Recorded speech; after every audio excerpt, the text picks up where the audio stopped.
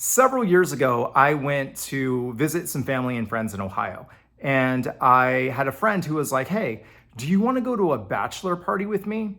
I have never met this guy before. It was just some random guy, but my buddy was like, "Hey, let's go. It's going to be a lot of fun." So me and one of my friends who I was traveling with, she and we went to this random bachelor party in the middle of nowhere in Ohio. We get to the bachelor party and it's a good time. We're all just hanging out, having a couple beers. Towards the middle end of the night, this guy comes up to me and my friend, and she's black, and he goes, "You know, I've never hung out with an N-word and a cripple before." And me and my friend, we look at each other, we're like, "What? Did he just say that?" And we're just kind of like looking at each other, and he's like, "But y'all are cool." And we just kind of start laughing because it caught us off guard so much. Like it was just so crazy of a thing to hear that it was like, wait, did that really happen? You could sense that the guy wasn't trying to be mean-spirited or rude, but he was just ignorant and just didn't know.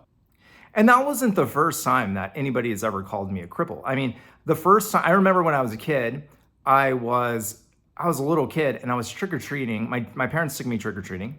And I remember going up to this one house, and this lady goes, "What are you, a crippled vampire?" If you have a disability, people say crazy stuff to you all the time. I see a lot of things online, disability creators or people that are in the disability space in general. And one of the commonalities of things that they try to do is they try to police language. Like if you have a boss that's just this like helicopter manager that's always hovering over you, trying to micromanage you for everything that you do, that's what those people sound like. Your lack of control makes you a control freak. I understand setting boundaries, but I just don't agree with that. I mean, look, for everybody, whether it's an able-bodied person or someone with a disability, there's only so much time in a day. There's only so much energy in a day. And when you have a disability, you are naturally burning energy on basic stuff. Even just me using my walker. My walker weighs like 16 or 17 pounds. So when you have a disability, you are more conscientious of the energy that you are burning. So from a practical standpoint, you have to pick and choose your battles wisely.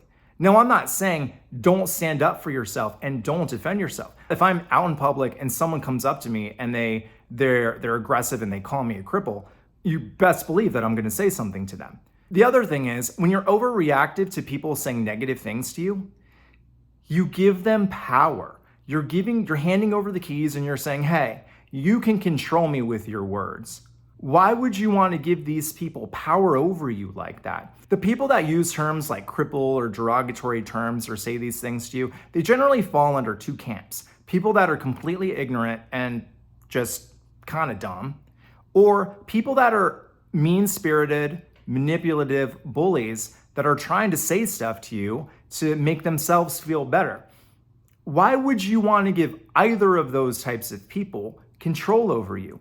I think of it a lot like raindrops. If you go outside and it starts to rain and raindrops get on you, are you going to be mad because it started to rain on top of you? The same thing with going out into the world and people saying random comments at you when you have a disability.